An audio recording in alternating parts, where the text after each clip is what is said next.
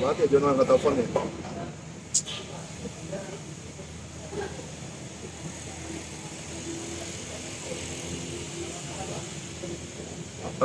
Halo John, lu sibuk gak?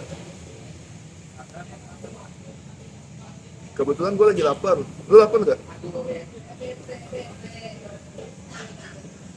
Ada sih sebenarnya.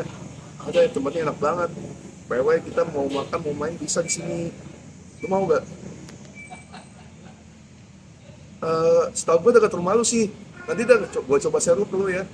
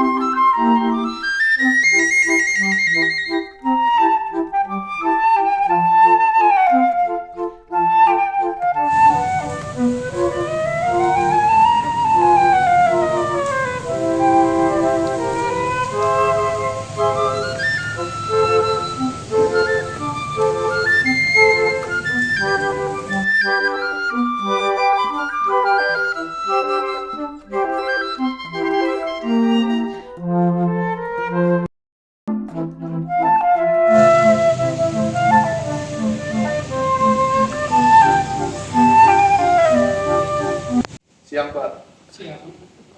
Sebelumnya kami berterima kasih karena sudah diberi waktu untuk bertanya-tanya terkait konsep dari Warung Menggi ini. Sebelumnya bisa perkenalkan diri dulu, nama Bapak siapa? Saya Lalu. Terima kasih sudah bisa datang ke Warung. Oke, sebenarnya saya di sini tuh ada pertanyaan terkait latar belakang bagaimana Warung Menggi itu bisa lahir. Untuk yang lahir karena keinginan saya untuk memberikan makanan yang otentik dengan harga yang terjangkau. Oke, Karena saya juga sudah berkecimpung di kuliner ini sekitar 5 tahun. lalu saya juga ingin bertanya, selain di Menggi, apakah Bapak punya pengalaman lain di bidang kuliner? Sebelumnya saya juga pernah bekerja di restoran sebagai asisten chef. Biasanya saya juga bisa banyak belajar mengenai manajemen bahan baku dan kualitas dari makanan. Dan saya juga pernah buka online kecil-kecilan. Oke, jadi seperti yang saya ketahui juga ya Pak, tentu kita saat membuat usaha kuliner, kita tentu banyak yang namanya tantangan. Jadi yang saya ingin tanyakan ke Bapak, apa tantangan yang Bapak alami saat Bapak pertama kali membuka usaha Warung Menggi ini? Tantangannya sih kebanyakan memang itu modal dan mencari pelanggan. Nah, biasanya kalau awal-awal buka memang jualan tuh 1 bulan 2 bulan biasanya memang general. Nanti akan terjadi nanti pada bulan ketiga, bulan keempat itu akan bisa terlihat. Nah, dari situ saya juga tetap konsisten dengan kualitas makanan saya. Baik ya Bapak. Jadi teman-teman tentu kunci utamanya di sini itu konsistensi dalam membuat menu makanan yang tetap kualitas itu bagus. Nah tentu Pak, mungkin kita bisa melihat dari sentimen masyarakat sekitar ya tentu saat Bapak pertama kali membuka usaha Warung Menggi ini tentu pasti ada dong respon orang sekitar di Menggi ini bagaimana ya Pak ya dari respon warga sekitar sini? Waktu awal-awal sih responnya sih sebenarnya biasa aja ya, tapi itu bisa dilihat karena saya konsisten dengan rasa, ya kan. Pelan-pelan kalau pelanggan juga itu dia mencoba dan cocok, dia akan datang kembali, ya kan. Nah, itu kan bisa terlihat nanti kurang lebih 3 ke 4 bulan kemudian. Nah, di situ akan terlihat traffic dari penjualan kami itu bisa meningkat. Nah, jadi di sini lagi-lagi ya teman-teman, pertama itu kita tetap harus konsisten kesimpulannya. Terus kita tetap usaha mental kita itu jangan tentang menyerah terhadap respon masyarakat sekitar. Meskipun respon awalnya itu mungkin tadi karena dari Pak Darul sendiri menyebutkan itu responnya biasa saja. Ya baik Bapak, tentu kalau kita membuat suatu usaha, tentu kita tuh ada visi ke depannya. Yang menjadi pertanyaan saya, apa yang Bapak bisa lihat dari usaha warung banking ini untuk visi 5 tahun ke depannya? Rencana kami tentu kami ingin membuka cabang sebanyak-banyaknya di beberapa kota di Indonesia dengan standar dan kualitas makanan yang sama di setiap cabang. Oke, dari jawaban Pak Darul kita bisa melihat kalau visi dari banking ini, dia ingin melakukan ekspansi tapi tanpa menurunkan kualitas. Nah tentu setelah membahas tadi visi dari Pak Darul sendiri, tentu kita kalau membuat perusahaan itu harus punya yang namanya misi ataupun prinsip yang harus kita pegang. Apa saja prinsip dari warung banking yang ingin Pak Darul sampaikan ke masyarakat? Kita ada alhamdulillah 3 prinsip. Yang pertama, kualitas makanan harus tetap terjaga. Kedua, pelayanan harus ramah dan cepat penyajiannya. Dan ketiga, bahan-bahan kita menggunakan bahan-bahan yang segar. Oke. Jadi teman-teman mungkin dari yang dijabarkan oleh Pak Darul tadi, teman-teman itu dapat kesimpulan kalau misalnya banking itu ingin tetap memberikan kualitas terbaik di bidangnya. Nah tentu kalau Bapak di bidang kuliner pasti ada yang namanya menu-menu. Apakah Bapak bisa menjabarkan apa saja menu yang disediakan? Di warung ini ada sekitar 10 menu. Ada nasi goreng, ayam goreng, ini, roti bakar, kentang, ayam satu, dan tentu minuman. Oke. Nah dari tadi semua menu warung yang tersebut, apakah ada yang menjadi best seller di sini? Biasa di warung ini ada ayam goreng sambal Madura, karena itu kita bikin sendiri sambalnya. Tentu ya, pasti itu karena cita rasa khasnya ya Pak. Iya, benar. Nah teman-teman mungkin kalau kita tadi kesimpulan bisa kita gapai dari sini itu kalau ingin produk kita menjadi unik, kita harus tawarkan MVP yang menarik kepada pelanggan. Nah tentu kalau Bapak membuat usaha kuliner pasti ada yang namanya kompetitor. Apa sih yang membedakan Bapak dari kompetitor lainnya? Seperti yang saya tadi bilang, warung begini punya best sellernya itu ayam goreng bumbu Madura. Nah, sambalnya itu kita buat sendiri dengan bahan yang segar tanpa bumbu saja. Terus di sini juga pelanggan kita mempunyai porsi yang cukup banyak. Kalau anak-anak zaman sekarang sih ngomongnya itu porsi tukang gali. Nah, mungkin teman-teman dari penyataan baru itu di sini tuh keunggulan dari warung banking uniqueness-nya itu dia ada di bagian porsinya sama ya tadi ayam bumbu maduranya itu dengan bumbu khasnya dia. Nah tentu kalau kita membuat usaha kan ya Pak, pasti ada yang namanya kita mendapatkan strategi pricing. Nah dari warung banking itu sendiri bagaimana yang mendapatkan harga terhadap produknya? Ya, di warung ini kita harga cukup terjangkau ya. Price-nya itu sekitar 5 sampai 25. Untuk makanan sendiri itu saran 20.000. Oke, dari pernyataan Pak Darul kita mengetahui kalau banking ini melahirkan untuk kalangan yang ingin makan banyak dengan harga yang murah. Nah tentu setelah tadi kita membahas tentang bagaimana strategi pricing dari warung banking, tentu kita harus menganalisis yang namanya kekuatan utama dari warung banking itu sendiri. Nah jadi pertanyaannya, apa sih yang menjadi keunggulan utama dari warung banking yang memberikan competitive advantage ke produk usaha warung banking ini?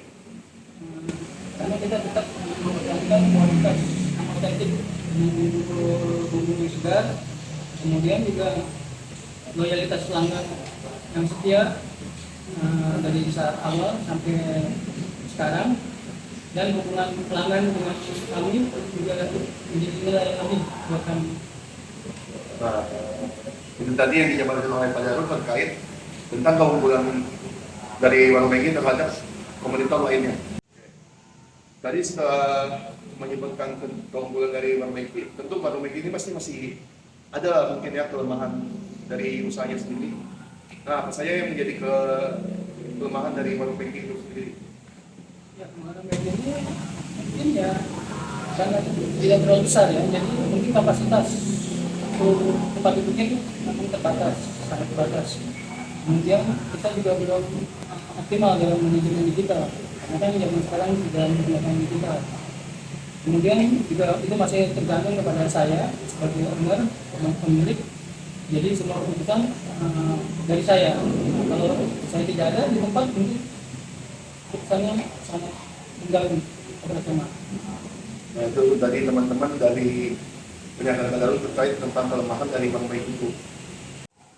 Nah, tadi setelah membahas tentang kekuatan dan kelemahan, tentu pasti Bapak melihat dong di usaha bidang Bapak ini yaitu kuliner, pasti ada dong namanya peluang untuk kedepannya. Nah, apa saja sih yang menjadi peluang atau kesempatan bagi Bapak untuk Warung Megi ini di saat ini? Ya, kalau kita lihat sekarang era digital ini ya, saya melihat banyak sekali orang itu memesan makanan dari rumah.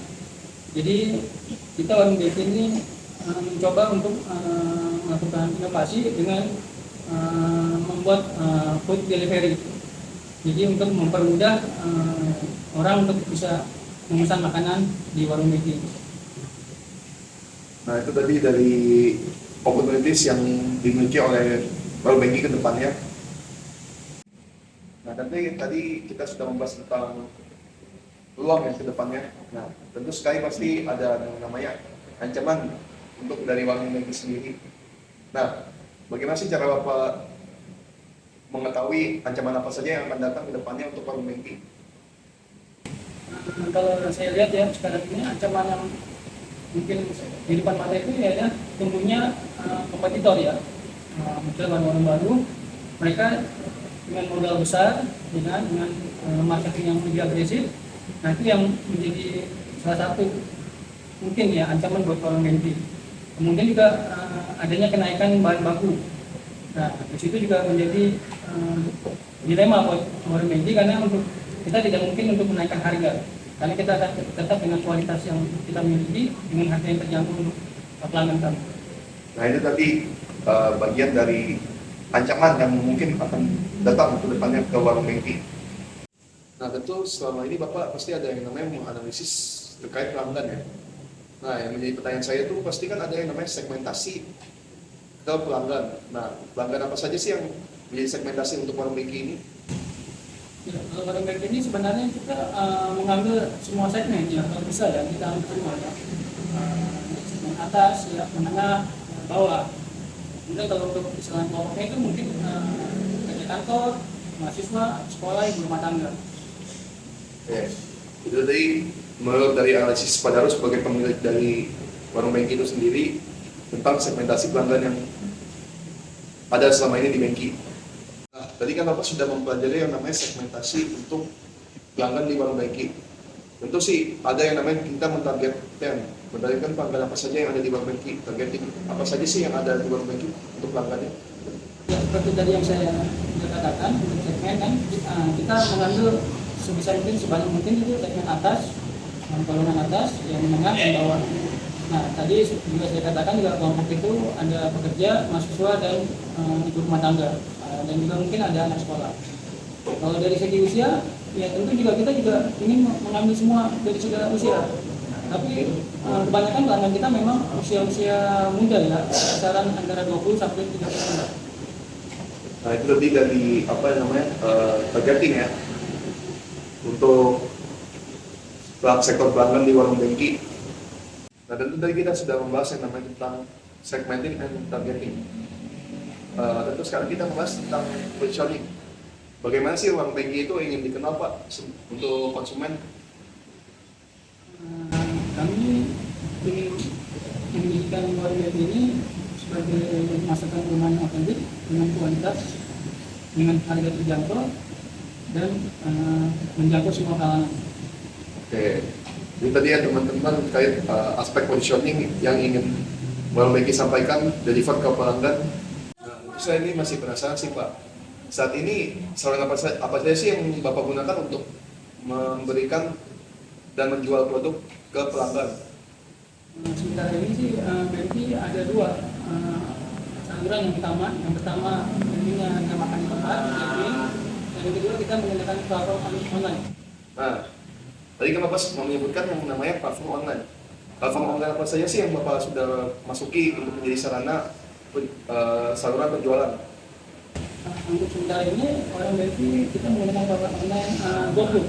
Karena di situ kita berupaya untuk menjangkau pelanggan yang mungkin tidak sempat untuk datang ke warung, jadi dia bisa menggunakan online GoFood. Oke, jadi kesimpulannya teman-teman ada dua saluran yang digunakan. Yang pertama itu dine-in dan yang kedua menggunakan platform online melalui GoFood. Tentu kan tadi Bapak sudah menyebutkan yang dua saluran Bapak yang Bapak ingin gunakan untuk melayani pelanggan. Nah, tentu ada yang namanya tantangan dalam menggunakan sekaligus dua saluran untuk melayani pelanggan. Nah, apa saja sih tantangan dalam Bapak saat melayani pelanggan? Kalau saat ini yang saya lihat sih ada dua tantangan ya, itu manajemen stok dan manajemen waktu. Karena kalau pada saat ada orderan online dan kemudian ada orderan dine-in di tempat yang ramai, itu kita akan kewalahan di dapur. Nah, sementara sih itu saya dapat. Oke, itu tadi tentu ya yang menjadi tantangan saat menggunakan banyak saluran untuk melayani pelanggan. Oke, sekarang kan sudah yang namanya era sosial media. Tentu kita harus menggunakan sosial media ya untuk pemasaran. Nah, apakah Bengki sendiri itu sudah punya platform sosial media untuk pemasaran? Bengki sudah ada platform media sosialnya, itu di Instagram. Nah, itu tujuannya untuk konten kita untuk menyebarkan konten foto produk dan info mengenai menu. Nah, jadi dari Bengki itu sendiri seperti Jawaban Badaru itu sudah memiliki yang namanya Instagram. Jadi untuk menyebarkan konten juga terkait dengan Bengki itu sendiri. Nah, tadi kan sudah Bapak Daru bilang kalau misalnya Bengki ini menggunakan sosial media ya, yaitu khususnya Instagram. Nah, yang menjadi pertanyaan kan untuk pendekatan apa yang Bapak gunakan saat menggunakan Instagram sebagai wadah saluran untuk menyebarkan informasi terkait warung Bengki ini?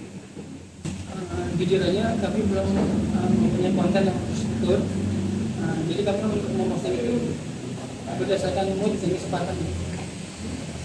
Nah, ya tentu ya untuk UMKM seperti Bengki ini tentu yang menjadi tantangan itu pasti manajemen kontennya itu masih belum terstruktur atau belum terjadwal dengan baik. Nah, tentu pasti setelah Bapak menggunakan sosial media Bapak pasti merencanakan untuk apa sih ke depannya ya, untuk target yang ingin Bapak capai ke depannya melalui sosial media ini. Tentu saya dalam jangka pendek ini akan bentuk satu orang yang fokus untuk mengurus sosial media kami Warung Bengki. Nah, tentu ya tadi kan problem dari Warung Bengki ini sendiri terkait sosial medianya itu pasti manajemen konten itu masih tidak terjadwal dan tidak terstruktur isi kontennya. Nah, tentu pasti dari Pak Daru sendiri ingin menambahkan yang namanya personel khusus untuk yang namanya membantu dalam pembuatan konten, kestrukturan konten dan penjadwalan konten. Begitu saja untuk kedepannya mungkin ya teman-teman. Nah, itu sudah mencapai sesi akhir kita ya mungkin teman-teman. Nah, sekarang saya ingin berterima kasih kepada Daru dan semoga kedepannya Warung Bengki ini terus berkembang, bisa mengekspansi memenuhi target tadi Pak Daru untuk ekspansi di cabang yang baru. Terima kasih, sama-sama.